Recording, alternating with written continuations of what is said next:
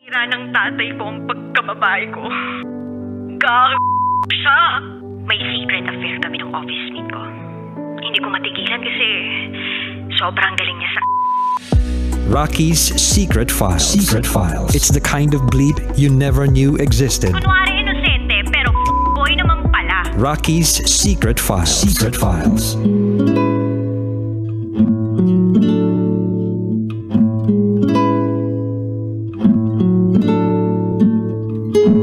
And we're back. Kasama nyo pa rin si DJ Rocky and this is Love's Secret File. Si Love na nag-share ng kanyang karanasan sa buhay para magsilbing aral sa mga kabataang nakikinig ngayon. Na kaya daw siya napunta sa isang magulong sitwasyon ay dahil sa kanyang mga maling desisyon. Kaya, again, panghawakan ninyo mga kabataan ng sinabi ni Nicole Ayala. Paglandi ang pinairal, sira ang pag-aaral. So pakinggan na natin ngayon ang mga kabisyo natin nag-share ng kanilang mga thoughts, comments, suggestions, and violent reactions. Ito po ang sabi ni Palulim Hom. Iba talaga ang kabataan nasa huli ang pagsisisi, kaya nga aral muna bago landi. Ang mga magulang pag nagsasalita, nagkakatotoo talaga. Focus ka na lang sa sarili mo. Yun lamang from Polulim Jom. Thank you so much. Eto naman po ang sabi ni Rich Recopuerto. Take it away. Nagsimula ng pagkakamali. For sure, mali at masalimuot. Kailanman hindi. Mali pala yung lahat ng mga pili ko. Umakyat sa taas ang niya, ang kanyang message. Sabi niya, nasa huli talaga ang pagsisisi pero hindi pa naman huli ang lahat. Masarap pumasok sa pag-aasawa ng legal at tama ang lahat dahil mas lalo kayong ibe-bless. Mamalasin ang pagsasama ninyo pag walang tamang basbas ng magulang. Mag-look forward ka na lang, lesson learned yan. Naway wag sanang gawin to sa'yo na magiging anak mong babae. Gumawa ka ng tama para sa sarili mo at mas lalong gumawa ka ng tama para sa kinabukasan ng future family mo. Shoutout po sa R Station from Rich Recopuerto. Uy, thank you so much. Gusto ko yung sinabi ni Rich Recopuerto. Yung mamalasin ang pagsasama ninyo pag walang tamang basbas ng mga magulang. True yun. Kasi diba sabi nga, honor your parents. Kapag ang isang tao o isang bata nirerespeto at ino-honor niya yung kanyang magulang, naniniwala ako na ganun din yung gagawin sa kanya ng magiging anak niya. Naniniwala ba kayo sa karma? O naniniwala ba kayo na kung ano yung ibabato nyo, yun yung babalik sa inyo?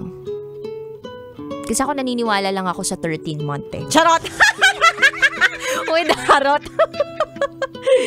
Pero at some point, maniniwala ka rin eh. Kasi may balik talaga eh. Lahat ng mga itinatanim natin eh. Kung ano yung itinatanim natin, yun yung inaani natin. Kung ano yung ibinibigay natin sa kapwa natin, minsan bumabalik sa atin. Minsan pa nga doble, triple, diba? So, maging mabuti ka at magiging mabuti din yung mga tao sa paligid mo. Or kung pangit man yung pagtrato sa'yo ng ibang tao, hindi pa rin dapat mawala yung respeto. Ito naman sabi ni Angel Alan Abanzado. Good afternoon, DJ Rocky. Para kay Love, alam mo, mula nang ipanganak ka sa mundong to, mataas na ang pangarap ng magulang nyo para sa inyo. Nagtatrabaho ng maayos para sa inyo. Kung maaaring pag-aralin kayo sa magandang paaralan, gagawin. At sa masakit na nangyari sa inyo, unang-una sila ang nasasaktan. Pero wala na silang magagawa. Nandiyan na yan, tatanggapin pa rin nila. Dahil ganun kayo kamahal ng mga magulang ninyo. Yun lamang po. Salamat. Happy birthday po sa apo namin na si Kelly B. A good boy. Happy birthday, Callie. Kahit 1-year-old ka, kunwari nakaiintindihan mo to. Charot. Uy, charot. Alam nyo, ang magulang na responsable, walang ibang gugustuhin para sa kanilang mga anak na ikakasama nito. Gusto lang nila na mapabuti yung kalagayan ng mga anak nila. Yun po ang responsableng magulang. Hindi ko kasi sasabihin na lahat ng magulang responsable kasi may mga ibang magulang hindi po responsable. May ibang mga magulang na kakaiba yung ikot ng utak. So, pag ang magulang mo, alam mong responsable, nandidisiplina lang, sumunod ka. Pwedeng gumawa ng kalokohan paminsan, pero wag naman yung grabe. Baka mamaya, bibigyan ko kaya ng regalo ang mga magulang ko. Tapos 17 years old ka pa lang, no? Okay, 16 years old. O, sabi natin teenager ka. Bibigyan ko ng regalo ang mga magulang ko. At ang ireregalo ko ay apo. Diba? Sabihin mo sa mga magulang mo, wala akong mareregalong material na bagay ngayong Pasko, pero kaya ko kayong bigyan ng apo. Nako, pagtampal-tampalin kayo ng mga magulang ninyo kapag teenager pa lang kayo. Anyway, ito naman sabi ni Mayumi. Naalala ko yung tatay ko. High school pa lang ako, pinagpapaasawa na ako. Pero mas pinili ko ang pag-aaral kasi nakita ko yung hirap ng buhay namin noon. Sa iyo, love, lagi ka namang masaya sa mga nagiging boyfriend mo. Pero sana tamang desisyon naman ang piliin mo sa pagkakataong ito. Kapag nabuntis ka ng boyfriend mo, panindigan mo ninyo yan. At sana nakapagtapos ka na rin ng pag-aaral kasi yan ang pundasyon na magandang kinabukasan mo. Kung nasaktan ka man ng tatay mo noon, dala yung disappointment dahil walang magulang na gustong mapariwara ang kanyang anak. At malalaman mo yan kapag ikaw mismo ay naging magulang na. Hindi pa huli ang lahat sa iyo at sana maging bukas ang mga mata mo sa kung ano ang totoong buhay sa mundong ginagalawan natin. Congrats pala DJ Rocky at sa lahat ng mga awards na tatanggap ninyo sa Love Radio. More blessings to come in 2024 from Mayumi. Uy, thank you Kakaiba naman tong shinare sa atin ni Mayumi. Bata pa lang pala siya noon, pinag-aasawa na siya ng tatay niya.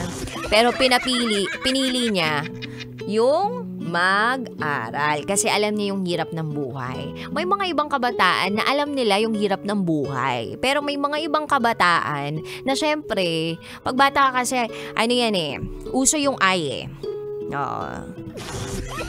Hindi yung ay, kumbaga, hindi po ibang stasyon yung ay Yung ay na tinutukoy ko, ito yung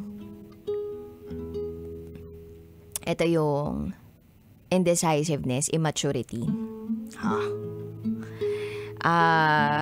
Pwede rin natin ilagay dito yung I, yung impurity. May pag ganon. Pwede rin yung I na irresponsible. So, sa isang bagets, parang uso pa yung I. Kasi nga, syempre, nag-iipon pa siya Nag-iipon ng mga experiences sa buhay. At syempre, yung bahay, yung tahanan natin, yung mga magulang, kung sino man yun nandun sa tahanan na yun, sila yung nagtuturo, gumagabay, para malaman mo kung anong tama't mali rin. So, yung mga prinsipyo mo, yung values mo, ito yung magsisilbing pundasyon mo para alam mo kung paano ka gumalaw sa mundong ito. So kapag hindi klaro yon sa iyo at hindi yun naturo ng mga magulang mo sa iyo, talagang meron kang ibang mga patutunguhan na hindi naaayon sa kung anong tama. Kaya napakahalaga ng pakikinig sa mga magulang.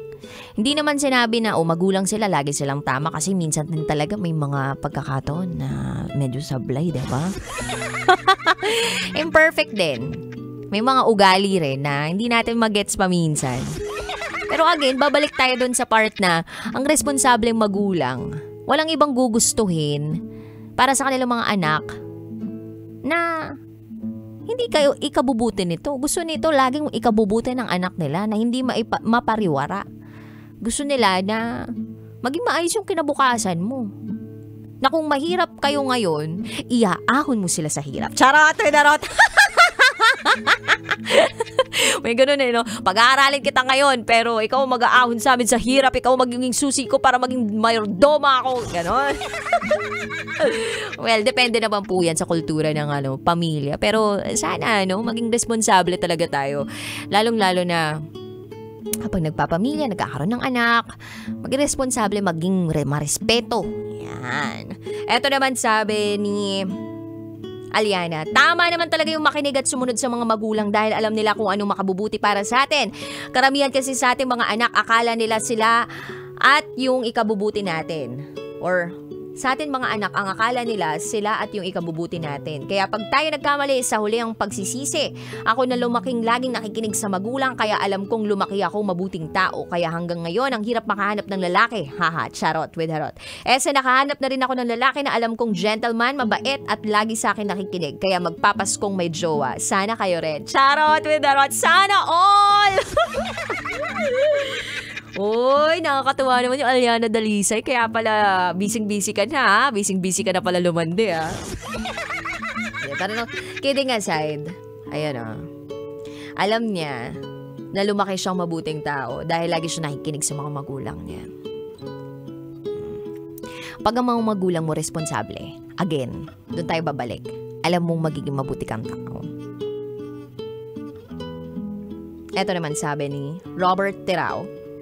Totoo talaga yung sinasabi ng mga magulang na alamin muna yung mga consequence na pwede mangyari. Importanteng makapag-aral muna at makapagtapos para merong marating sa buhay. Yun lamang po.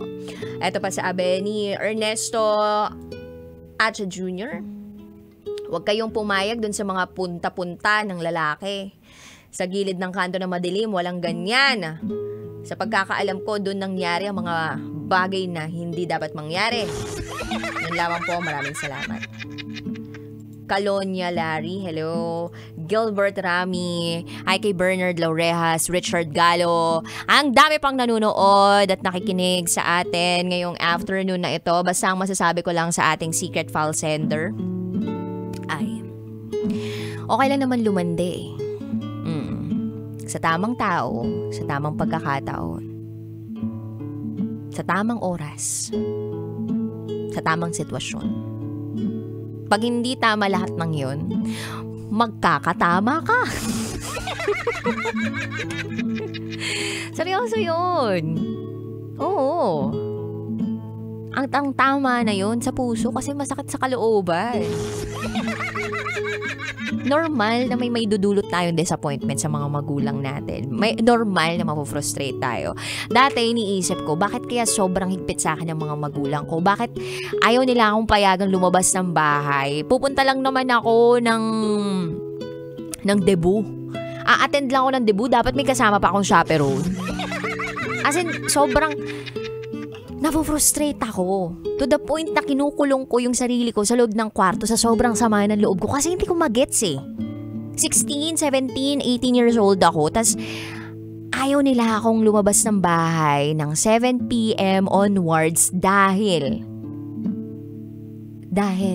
ayaw daw nilang mapahamak ako. Hindi ko magets eh. Kailangan lagi may chaperone. Kailangan bantay yung lahat ng mga galaw ko. JS Prom, kailangan meron nakasundo. Kailangan may sumusundo palagi. Ganun yung dynamics namin sa pamilya namin. Ganun ako inalagaan ng mga magulang ko. Dati hindi ko nakikitang pag-aalaga yun. Pakiramdam ko nun, parang nasusuppress yung freedom ko as a person. Pakiramdam ko parang hindi nila ako ginagawang malaya. Parang masyado lang paranoid tong mga to, ganun. Until such time na ang daming news about women na kung saan-saan napupunta, napadpad dahil lumarga ng kung anumang oras at hindi na naprotektahan yung sarili nila. And we are living in this world na ang dami talagang evil. Ang dami talagang mga kakaibang mag-isip, lalong-lalo na kapag meron ng nainom na alak, napasobra, o iba na yung takbo ng isip, lalong-lalo na kapag meron ng ipinagbabawal na droga at hindi mo masabi sa panahon ngayon kung sino yung makakasalamuha mo. Nakakatakot, diba? Yung sa bus pa nga lang bigla na lang tinutukan ng baril yung isang tao na nandun, na nakaupo. Tapos biglang boom, all of a sudden, akala mo 20 years pa yung ilalagay niya sa mundong to pero hindi na pala. It may sound funny. Tama. Pero, or funny, or nakakatakot, or whatever. Ewan ko, para sa ibang tao, nakakatawa, or whatever. Pero, nakakatakot siya. At yun yung dapat mangibabaw sa atin. sa kasalukuyan. Pero syempre, balanse lang. Kasi kapag buhay ka naman na punong-puno ng takot, hindi mo na ma-enjoy yung buhay. So, nung time na yun, feeling ko magre-rebelde na ako. Feeling ko napaka-OA naman, napaka-praning, napaka-paranoid naman itong mga to. Pero yung intensyon ng mga magulang ko nung dinadissect ko siya as I grew older, gusto lang pala nila na maging protektado ako. Oo ako, tiwala sila sa akin, pero yung mga makakasalamuha ko sa paligid ko, baka may intensyon na iba sa akin. At hindi lahat ng mga taong nakangiti sa'yo, puro yung pagmamahal at intensyon sa iyo. So, dun nila ako iniingatan. At sa sobrang pag-iingat ko nga, again, hindi ako naging teenage mom, pero nga pwede akong pumasa sa part na matandang dalaga. Charot! Uy, darot! Kidding aside, yun nga kabisyo. It's all a matter of perspective. At kapag naunawaan mo yung magulang mo as you grow older, doon mo ma-realize na, gusto ko rin tong gawin sa magiging anak ko. So, lessons learned lang in the past, and you are not your mistakes. Kung sakali man, secret file sender, nasisisi mo pa yung sarili mo or whatever, you just have to move on. Move on, and baunin mo lahat ng mga aral o leksyon na natutunan mo sa iyong nakaraan para mas maging mabuti pa yung buhay mo sa kasalukuyan at sa susunod pang mga araw sa buhay mo. Hindi sana natin makalimutan yung respeto para sa mga magulang natin. Marami silang mga desisyon, aksyon na hindi natin maunawaan minsan. Pero siguro pag dumating yung araw na maging magulang ka rin, mas maiintindihan mo sila.